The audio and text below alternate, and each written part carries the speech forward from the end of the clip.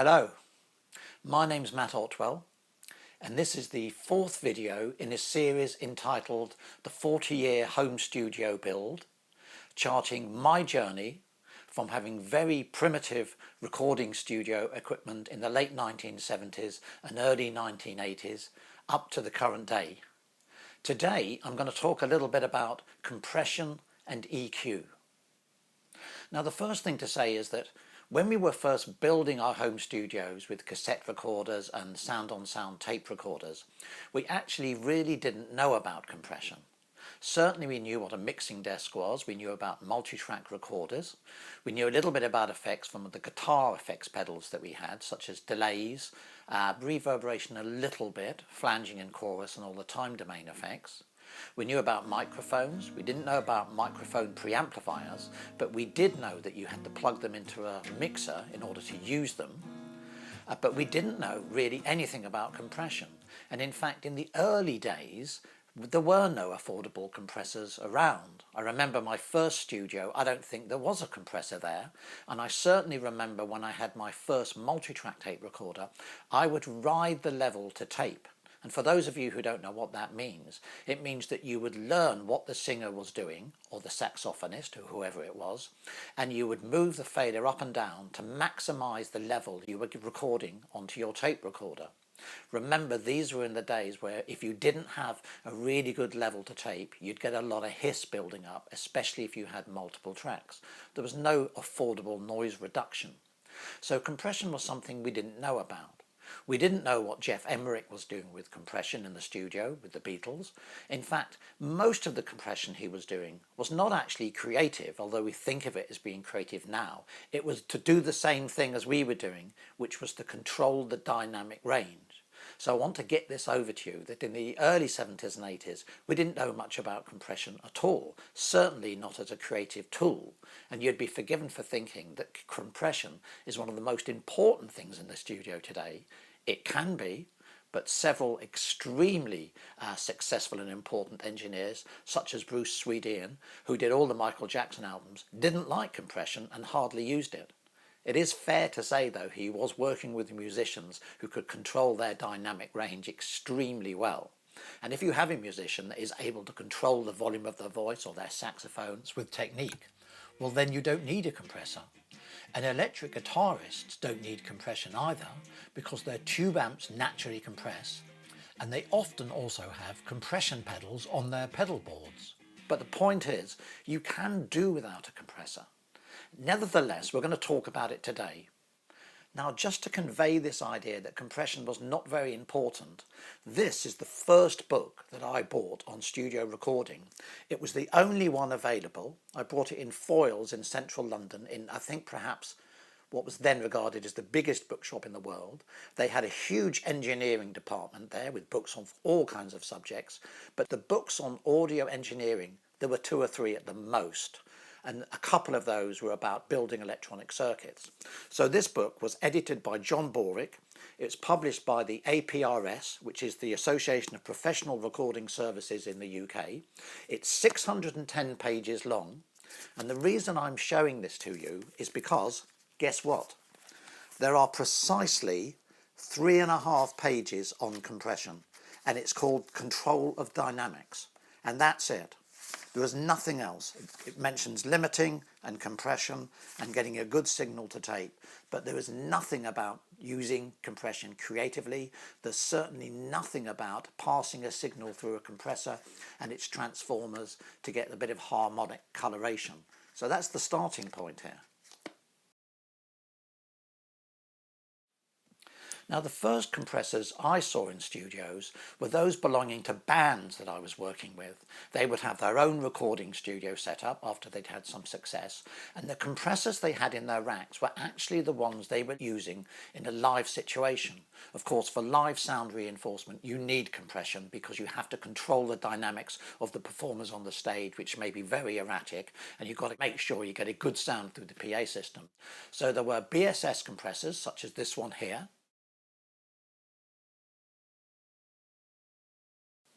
and there were symmetric compressors, and we used them in a very liberal way to help us control the sound or the level of the sound to tape to get the maximum volume onto tape without distorting the tape.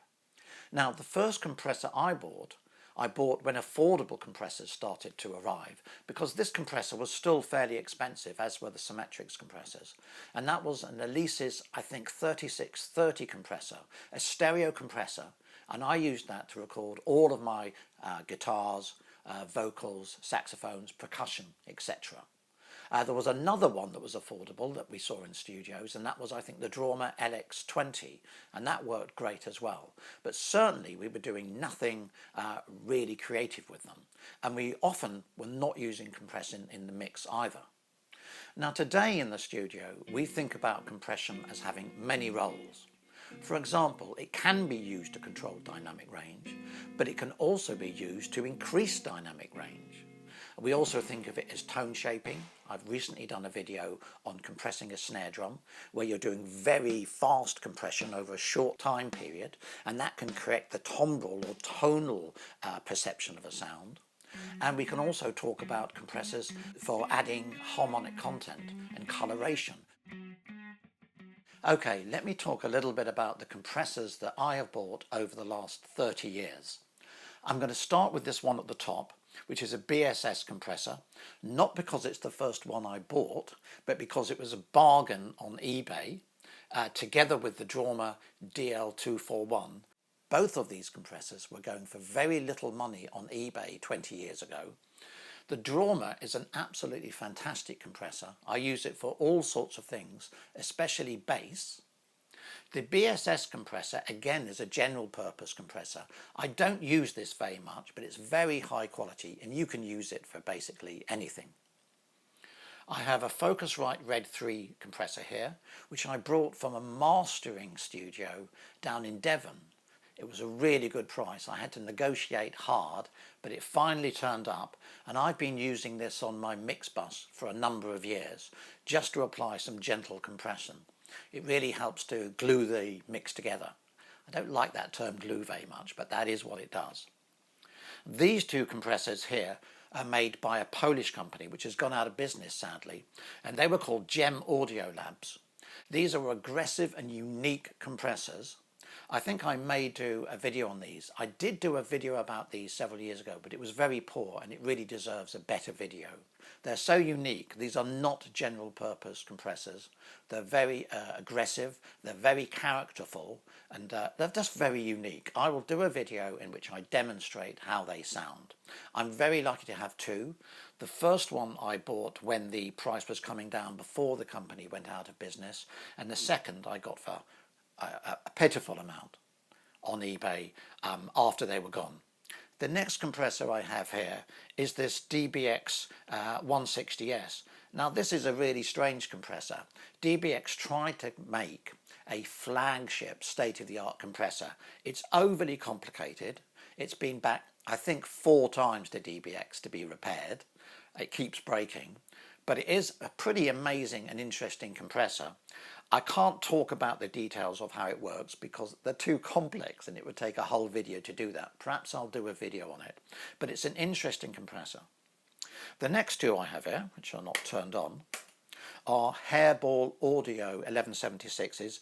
I built these from kits. I was very interested in the design of transistor FET compressors, had read a lot about them and thought, I'm going to build one and see what they're like. I use these all the time for tracking on guitars and vocals. They are the classic 1176, a simple design. This is all you need in a compressor, really, not all this complexity. I love them, they're great, and they've worked 100% perfectly since I built them. I built them very, very carefully. Down here I've got a couple of DBX 160A compressors. These I used to see in rehearsal studios and always wanted one, and I found a couple cheap on eBay and bought them, and I like them very much. They're very simple. There's not much you can do to control the signal other than what they're going to do, and that's what I like about them. And underneath there, I think I bought this for £70, is a stereo version of the 160 called the 166. I'm ashamed to say I've never used this. Now, there's a lot of compressors here, And I have to say, firstly, that you do not need these compressors. One or two is all you need, really, if that. Certainly, it's useful to have a stereo compressor for tracking, so you can record something in stereo, or have two monos that you can link together. But you don't need all of these compressors. In a way, the reason I bought these, and I repaired them, the BSS needed to be repaired and one of the others needed repairs, was I wanted to find out exactly how characterful and different compressors are. And the answer to that question is yes, there are differences, and kind of no, there aren't that great a differences. I can make most of these compressors sound very, very similar, but they are capable of doing some unique things when you push them a little bit further. So they're interesting devices to have. I'm glad I've collected them over the last 30 years. I enjoy just using them now and then for different jobs, but totally unnecessary in the home studio today. This is, of course, overkill. Okay, the second thing I want to talk about is EQ in the home studio. Now, when I first started out, we didn't have outboard EQ. Of course, no plugins, there were no computers. EQ was in the mixing console, and the quality of the mixing console was largely defined by the quality of the EQ. And the cheap mixing consoles I had terrible EQ in them. You could very easily make a sound very, very harsh with them. I had learnt later on that if you had a very expensive console, it was quite difficult to make sound harsh because the EQ curves in the design was musical. So the EQs that were in the Neve desks and the SSL desks, it was much easier to get a good sound. It wasn't really very fair. We really struggled with the EQ in our consoles.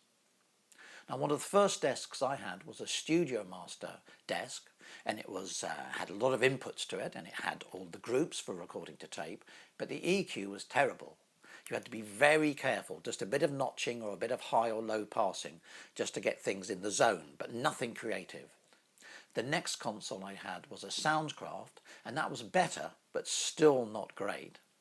Finally, I moved over to Yamaha digital mixing desks, and they were better, but at that point, plugins had arrived. I did, however, buy some EQ units, some hardware EQ units, because I'd heard about the very musical slopes of the Pultec, and so I spent a lot of money and invested in my first expensive bit of outboard gear, which was the TubeTech copy of the Pultec EQ. And so we'll talk about what I've got in my rack now. So as you can see, I've got a few EQs in the studio. The first one I brought was this TubeTech. It was very expensive, I think it was £2,000, and I've used it extensively for tracking. It's a wonderful sounding EQ. You probably know this, you've read about the Pultecs. It's so musical. It's certainly not an EQ you can use to do forensic EQ, to notch out particular frequencies. It's just musical and great. After I brought this, the plugins indoors tended to become stereo. I know that sounds like an odd thing to say, but if you had a drum plug-in, it was always outputting a stereo snare drum, for example. All of the keyboards were stereo, and I realised I wanted to have a stereo pair, but I couldn't afford them. So I found this company, Audio Maintenance Limited, in the UK, and they made kits. And for two of their EQ units, I think that was £1,000. So that would be a quarter the price of having two of these TubeTechs. I built the kits, which I enjoyed, and they sound fantastic. They're just great. They are the same circuit with tubes in the makeup stage, the makeup gain stage. They're not tube EQs, by the way. All of the EQ circuitry is resistors and diodes. It's solid state. It's only the makeup gain that uses a tube. They're beautiful EQs, and I use them on, well, lots of things in the mix, actually. I've got this Focusrite Red 2 here, which is a lovely EQ, and I use this for mastering. And this TK Bandanax Equalizer EQ, the same thing. This is very musical curves on this. This one is a little bit more analytical. So I'm very, very lucky to have these EQs in the studio for tracking and for mixing. Okay, that's it for this video. I hope you found it interesting. If you want to hear some of the music that I've recorded using the equipment I talked about today, You'll find that at my website mattottewill.com and on all the usual streaming services. I'll be back soon with another video in this series. But until then, my name is Matt Ottewill, and thanks very much for watching.